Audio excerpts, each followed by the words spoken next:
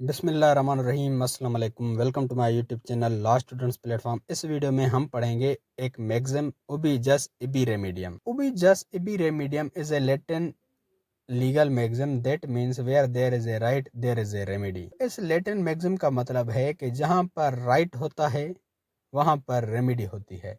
emphasizes that if someone's legal right has been violated or infringed, he is entitled to seek remedy or relief through the courts। इस बात के लिए emphasise करता है कि अगर किसी भी बंदे का लीगल राइट वायलेट हो गया है, इन्फ्रिंज हुआ है, तो वो बंदा कोर्ट के जरिए लीगल रेमेडी सीख कर सकता है। So if someone's right is violated और infringed, there arises a possibility of damage. तो अगर किसी का भी लीगल राइट वायलेट हुआ है या इन्फ्रिंज हुआ है, बिल्कुल है कि उसका डैमेज भी हुआ होगा। It means if someone has got damage he can get the remedy. इसका मतलब अगर को डैमेज हुआ है तो वो रेमेडी ले सकता है। घूम फिर कर हम वहीं पर आ गए, where there is a right there is a remedy, यानी जहाँ पर राइट होगा वहाँ पर रेमेडी होगी। कभी कभार इसको ऐसे भी कहा जाता है कि where there is a wrong there is a remedy. अगर किसी ने किसी के साथ रॉन्ग किया है तो वहाँ पर रेमेडी है। राइट वायलेट होता है तो वो एक रॉन्ग होती है। मेरा अगर इस मोबाइल पे राइट है और कोई बंदा मुझसे ये मोबाइल छीन गया, उसने एक रॉन्ग की, उसने मेरा राइट वायलेट किया और मुझे एक डैमेज हुआ, मैं इंटाइटल्ड हूँ, उससे मैं अपनी रेमेडी सीख कर सकता हूँ। One notable thing is that the person who got the damage should be legal damage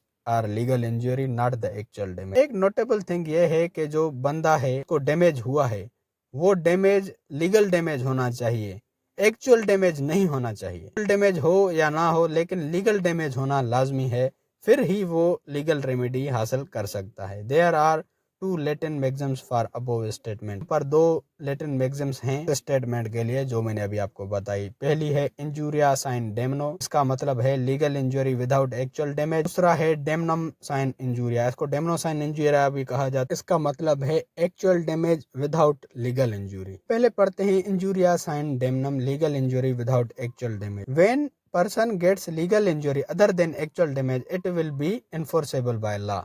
एक बंदे को लीगल इंजरी हो एक्चुअल डैमेज के अलावा, यानी एक्चुअल डैमेज हो या ना हो लेकिन लीगल इंजरी हो, तो वो इन्फोर्सेबल बाय लॉ होगा। इसमें एक केस है एशपे वर्सेस वाइट 17-3 में हैपन हुआ था। इसमें क्या था कि एक बंदा वोट देने जा रहा था लेकिन उसको एक पुलिस ऑफिसर ने रोका, आप वोट नहीं दो। वोट हो गए तो उस बंदे ने उस पुलिस ऑफिसर पे केस किया, इसने मेरा राइट वायलेट किया है। उस पुलिस ऑफिसर ने कहा कि जिस बंदे को या जिस कैंडिडेट को ये वोट देने जा रहा था वो कैंडिडेट जीत गया है, उसको तो कोई डैमेज हुआ ही नहीं, तो ये किस चीज की रेमेडी मांग रहा है। तो कोर्ट ने कहा कि भले ही इसको एक्चुअल डैमेज नहीं हुआ लेकिन इसको लीगल डैमेज हुआ है, इसको लीगल इंजरी हुई है, क्योंकि इसका ये लीगल राइट है वोट देना, चाहे वो कैंडिडेट जीते या ना जीते। आपने इसका ये लीगल राइट वायलेट किया है, इसको लीगल डैमेज हुआ है, भले ही इसको एक्चुअल डैमेज हो या ना हो। वहां पर कोर्ट ने पुलिस ऑफिसर को लायबल ठहराया। दूसरा है डेमनम साइन इंजूरिया,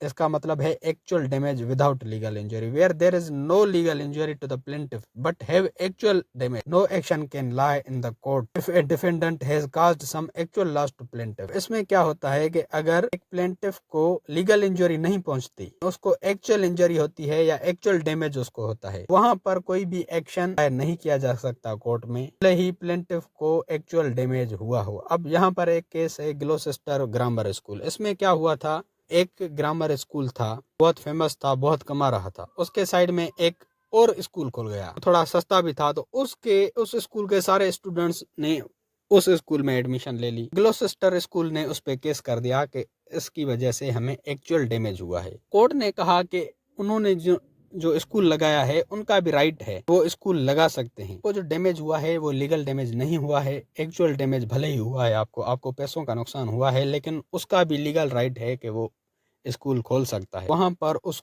डैमेजेस पे नहीं किए गए। जैसे अगर एक बंदा दुकान खोलता है तो उसके साइड में अगर दूसरा बंदा भी दुकान खोलता है, पहले वाले दुकान वाला बंदा उस पे केस तो नहीं कर सकता कि तुम दुकान बंद करो, मुझे एक्चुअल डैमेज हो रहा है। दूसरा केस है टाउन एरिया कमेटी वर्सेस प्रभु दयाल। इसमें क्या था कि जो प्रभु दयाल था उसकी एक बिल्डिंग थी एक प्लॉट पे, प्रभु दयाल का एक टाउन एरिया कमेटी ऑफिसर से एक झगड़ा था, एक पर्सनल दुश्मनी थी। तो टाउन एरिया कमेटी वाले ने उसकी बिल्डिंग को खत्म कर दिया, तोड़ दिया। तो प्रभुदयाल ने उस पर केस किया। कोर्ट ने देखा प्रभुदयाल की बिल्डिंग बनी हुई थी वो सरकारी प्लॉट पे बनी हुई थी। यहाँ पर प्लेंटिफ राइट है वो लीगल राइट वायलेट नहीं हुआ, लेकिन एक्चुअल डैमेज तो उसको हुआ है, उसकी बिल्डिंग तोड़ दी गई। कोर्ट ने कहा भले ही यहाँ पर टाउन एरिया कमेटी के ऑफिसर की आपसे पर्सनल दुश्मनी हो, लेकिन आपने भी तो सरकारी प्लॉट पे जगह बनाई, खुद भी तो गलत थे। यहाँ पर भले ही उसकी पर्सनल दुश्मनी हो, लेकिन उसने गलत नहीं किया। उसने सरकारी प्लॉट पे एक जो जगह थी वो तोड़ी, यानी लीगली वो गलत नहीं था। यहाँ पर जो प्रभुदयाल है